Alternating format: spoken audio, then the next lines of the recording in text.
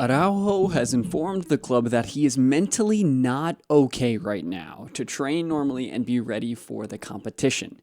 He's not asked for a number of days off, but rather some space to mentally come back stronger.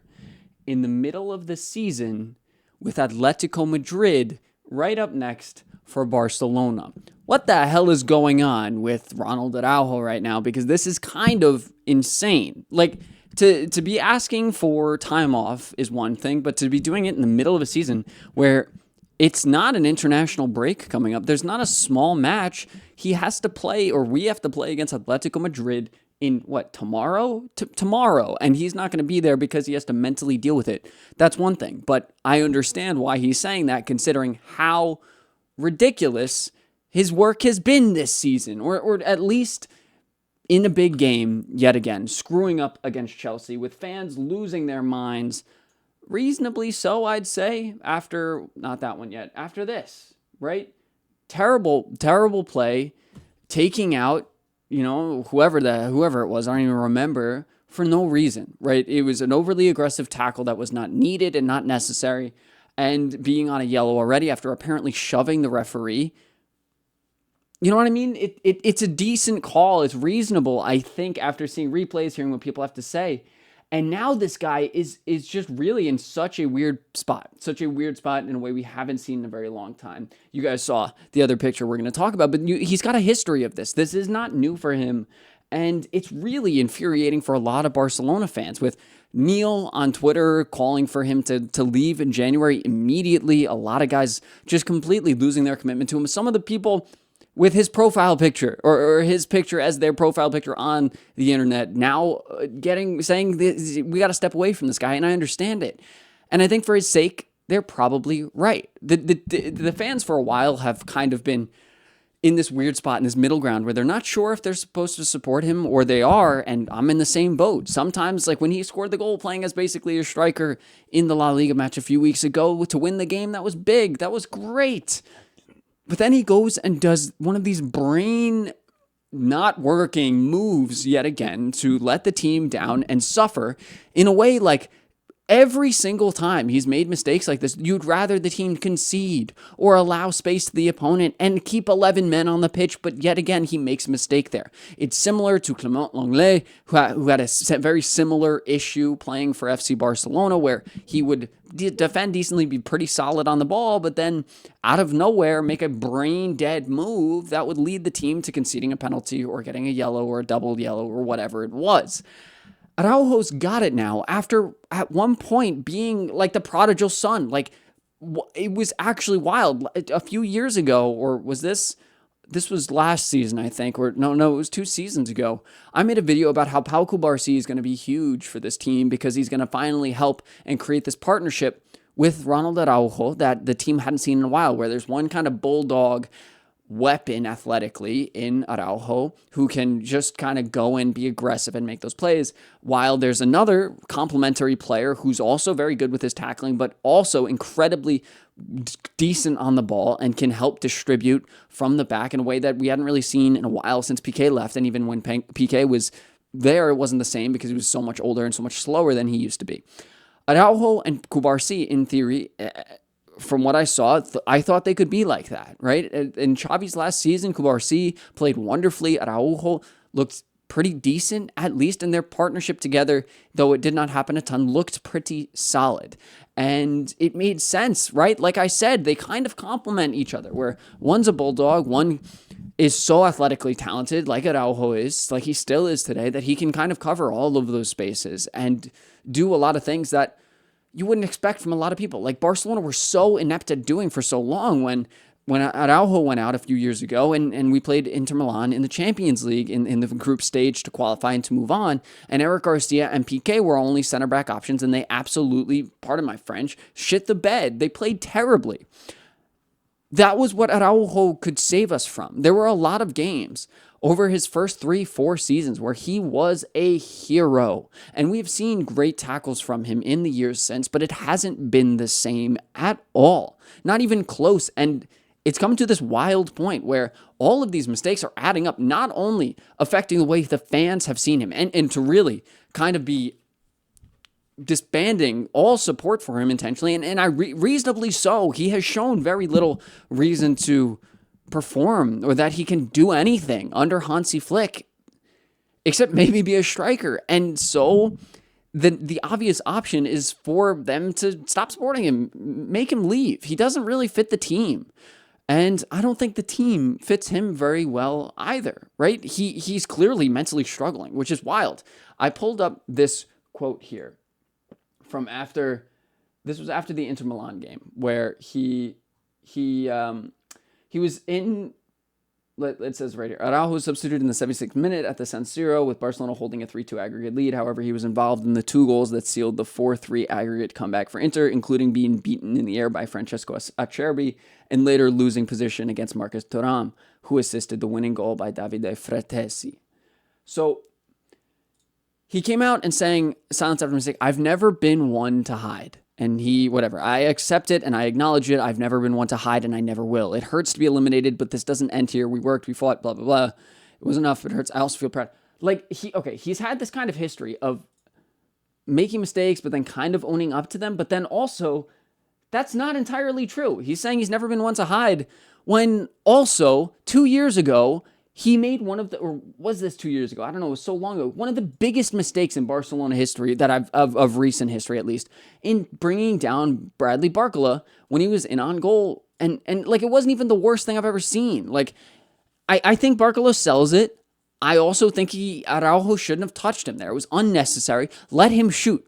Let Ter Stegen try to make a save. At the very least, go down one and continue playing. But yet again, he has to try and save the day like he has before, and he makes a terrible play at it, makes a mistake. The team then goes down to 11 men, loses this game, gets knocked out of the Champions League. That was a tournament as well that I think was very gettable, even for an average Xavi team, because of the position that they were in. There was no great dominant team that season, or at least it felt like that at the time. I vividly remember watching all those games and making videos. That was like prime Robbie Lou. And I was really thinking there's some potential here. That was right at a turning point where if they won that game, they beat a decent PSG, but not the PSG we saw last year. They could have probably gone on to win the Champions like that season. It was kind of just, a bunch of average teams at best. No one really stellar that year, in my opinion, or that dominant in a way anybody could have won it. It's really disappointing to me. It really, really does stink that specific game happened. And then after that match, we saw Ilkay Gundogan come out and criticize Araujo, being like, he can't make that play there. I don't know what he's thinking. And then everyone, it seemed like in the Catalan media or on the Barcelona team, agreed with Araujo and vehemently disagreed with Gundogan in a way that it very clearly was like this Spanish bias of this unit that had been created between Gavi, Araujo, Pedri, just the Spanish core players that have been playing together for so long, siding with their boy and not necessarily with what was right with the team. Gundogan is an incredibly wise player, but wasn't part of that core. Was this new guy with this big opinion, who I could also see for guys that don't speak English, seeing the translation, maybe it's a little bit more aggressive in the translation than it was in actual English, and it didn't seem that aggressive. It was just a frank, older player being honest about the situation, and it went very wrong. It went very wrong, where, I don't know, I think at the time I agreed with Gundogan, but I also understood the teammates taking Araujo's side, but after these years of all of these tackles and terrible decisions adding up, in big games, like look, I talked about how this Chelsea game isn't even that big of a game, right? It's still in the group stages. Barcelona can still qualify pretty reasonably, right? They could even get in the top 8 if things fall their way, because they just have to win their next 3 and then kind of get lucky. And I think they'll be on 15 points, and I think 15 points was just enough last year, or something like that. I don't know exactly the breakdown, but I know they can definitely still qualify. They can reasonably get into the top 8, which means they can skip around. I think it just shows that he's not cut out for this situation the way Barcelona play with this high line. He's not good at maintaining that. And it shows with his stats as well. He's just not playing. And he's been healthy a decent amount, right? We can go back to last year, this season he's played 11 games, but that's because there's a lot of injuries in La Liga. 12 games only last season after being healthy for a large portion of it. 25 the year before under Xavi, 22 the year before under Xavi, and 30 the year under Xavi as well. It's just not his setup, right? He was looking like one of the best defenders under Xavi for a while when they weren't trying to hold that high line. If you remember, I believe it was the Supercopa match, it was the Supercopa match where they played a really high line for some reason, and then him and Koundé got caught out really badly, specifically Koundé. But Araujo didn't look super stellar at it either, and then they kind of went back and reverted to a healthier backline setup. But it was a decent season where they ended up winning the league. They could have... No, that was the next year, I think, that they lost to PSG in the Champions League partially because of Araujo's decision. It's tough. Yeah, they were in the Europa League the year they won the league. My bad. My mistake. It's frustrating. It just really is frustrating for a player that has been so highly touted for this club and clearly has potential, just not in the way Barcelona play. He didn't excel in the high line. I mean, under Xavi, he's definitely not doing it under Hansi, where it's forcing more pressure on his decision-making. That's why Inigo Martinez was so good last year and why Barcelona's been so much worse without him, is because he's a professional player. He's played under Ernesto Valverde, I'm pretty sure, at Athletic Club, and he understands how to play that. He's 33, 34 years old. He is very smart. He used to be a very fast player as well in his prime, and he can understand and help organize that back line that needs a lot of organization, needs a very solid head at the back, more importantly than any athleticism, in my opinion. And Araujo doesn't have that. It puts pressure on him. Kubarsi makes a lot of mistakes as well there because, he's an inexperienced player as well. He doesn't have his head as settled as a 33-year-old La Liga veteran in Inigo Martinez, and it puts Barcelona in a very weird spot. And Araujo even in an even worse one.